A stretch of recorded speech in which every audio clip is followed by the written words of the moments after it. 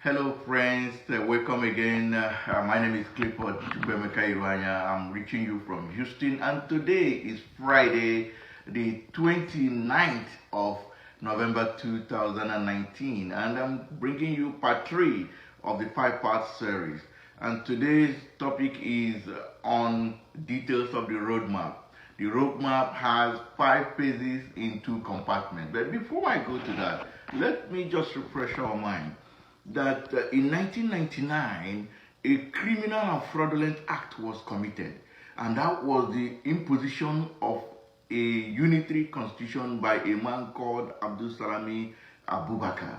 And then the whole country was aghast as to what happened. And as they were wondering what to do, trying to come together to begin to do something about it, something else happened. 12 northern states, 12 contiguous states in the north, declared Sharia law. In fact, the first to declare it did so barely 7 months after the so-called return to civilian rule or democratic rule in 1999.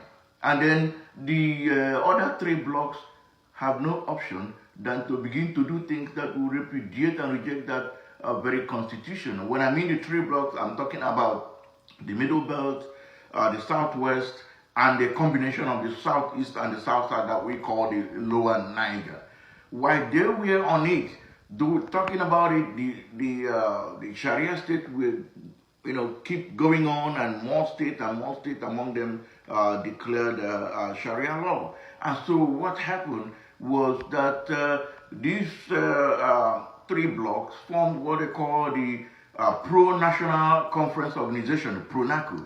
And PRONACO went to court in 2007 to challenge the legitimacy of this fraudulent 1999 constitution. That is 1. 2, to stop its operation, to terminate its operation. And then 3, to give an 18-month transitioning program in which there should be referendum and plebiscite. And so this court case was initiated by prominent Nigerians, among whom are Chief Anthony Nahoro, Emeka Odumegwu Ojukwu, Bishop Bonigi, Alhaji Yerima, Alhaji Asare Dokubo, Chief Ras Wazirike, Professor Wallace Soyinka, Chief Sisi Ono, and Chief Bankele Oki, SAN. They were signatories to this lawsuit, and the plan, the objective was to peacefully ease out the unitary constitution and then organize a referendum so that there will be the process in which the constituent will recommit to the union, or those who want to have their sovereignties will have that granted them. And so what happened was that the court kept adjoining, and out of that frustration now rose the various agitation groups. We had the OPC in the Southwest, we have the Niger Delta Volunteer Force, which later changed to the men in the Lower Niger region, and then they now have the northern part too, beginning to show up their own religious agitation group. And so in 2010, there was this agitation all over the place, and that followed up to 2011 when there was an election, and Dr. Goodluck Jonathan won that election. And on the day of his swearing in, corpers, National Youth Service corpers, were killed in the north. And that was the day that Boko Haram officially announced its entry into Nigeria as a terrorist organization. And so that follows that sequence. And then what happens next was that following the inauguration of Goodluck Jonathan, the PRONACO, which now transformed to the Movement for New Nigeria Movement, now issued a proclamation on the 30th of June 2011, repudiating and rejecting the constitution and mandating each bloc to go and work out their draft constitutions and charters. Charter in the sense that for those blocks that are monolithic, that are homogeneous, all they need is their draft constitution. But for the heterogeneous blocks like you have in the lower Niger region and the middle belt, they will have draft constitution as well as charters of relationship among the constituting ethnic nationalities. And so they now went about doing this business. And that was what happened on the 27th of April 2015. The peoples of the lower Niger organized their solemn assembly, in which they as a bloc repudiated and rejected the 1999 constitution as the basis for the Nigerian Union. Secondly, the Southwest or the Oduduwa or the Yoruba land had their own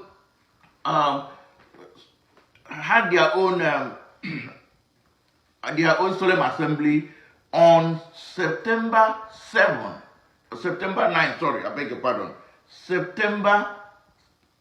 9, 2017. They had that at Ibadan, September 7, that is the correct date, September 7, 2017. That was when they had their own solemn assembly and repudiating and rejecting the 1999 constitution. On the 18th of July 2018, the Middle Belt also had their own declaration at Makurdi. It was called the Makurdi Declaration, and it was even attended by guests from other blocks like Chief Edwin Clark, and Chief Niamodo, and other guests from the Southwest region. They also attended that Makurdi Declaration of July 18, 2018.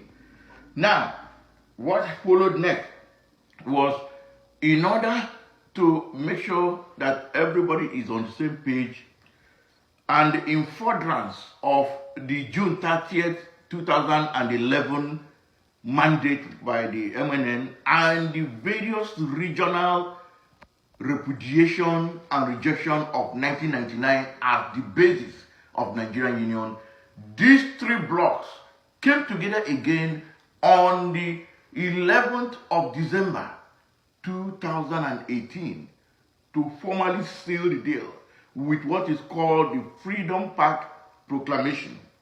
The Freedom Park Proclamation, in which they decided that there shall be no further election in Nigeria until these issues are settled.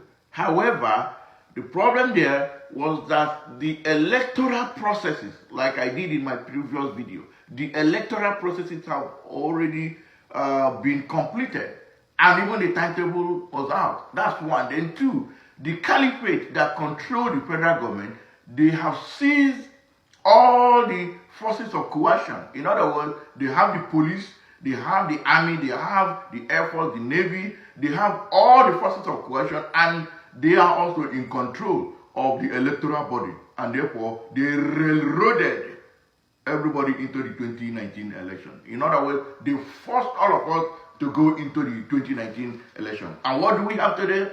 Is a charade. And having done that, the Alliance territory now went ahead to alert and alarm the international and global community on the murderous act of the caliphate, in which they are using the one-time Boko Haram, which has now been transferred and renamed Fulani Herdsmen, and is now an extension of ISIS for cleansing, for ethnic cleansing. And so that was where we are. And therefore, it became imperative that people should know what happened before I go into the roadmap proper. Now, talking about the roadmap, I would like to show this.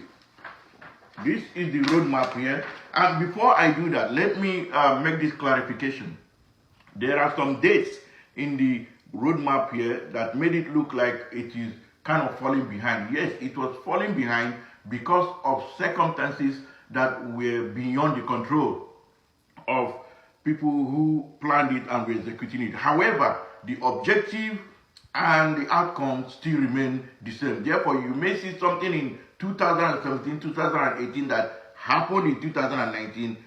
That's because of such delays. So, having said that, let me, if you can zoom in here, let me go through these phrases. Now, you can see it started way back.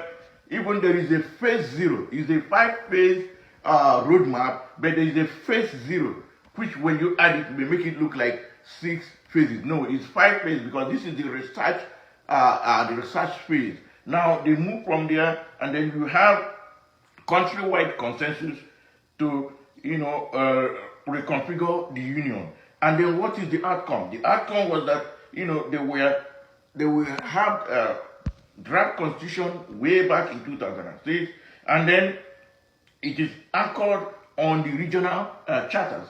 From there, it moves on to the next phase, which is delegitimization of the imposed 1999 constitution. There were things that happened in between, but at the end, you have the outcome. Now, you have the new consensus because of the fact that these 12 contiguous states have, kind of moved on with their Sharia. We have the new consensus, and then the MLN alliance proceeded in self-determination, and that moved into 2011 with that proclamation of June 30th. Then we had the Boko Haram killings and so many other things that took place, and then, of course, like I said, we had the June 30th, which also moved into the stage where they had the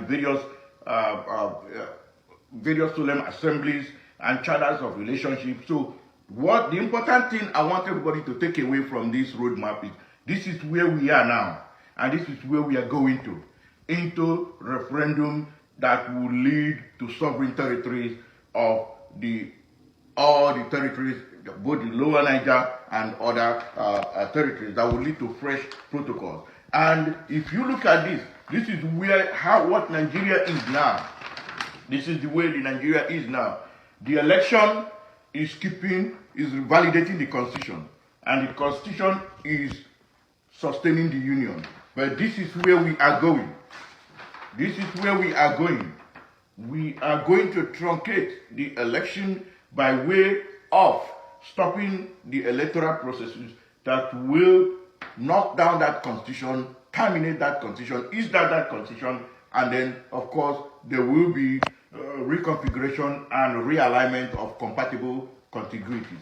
Therefore, in conclusion, I would like to say that in my fourth part, which is part 4 of this very series, you will now see the 8-point strategy that we will use to achieve moving from this phase to this phase. And that 8-point strategy is what separates the wheat from the chaff. It is what separates the men from the boys. When you see that 8-point strategy, you will begin to differentiate the organizations that are genuinely and focused in liberating us from this enslaved union we find ourselves. Therefore, I will request that you keep a date with me for part 4, which has to do with the 8-point strategy. Thank you very much, and God bless you.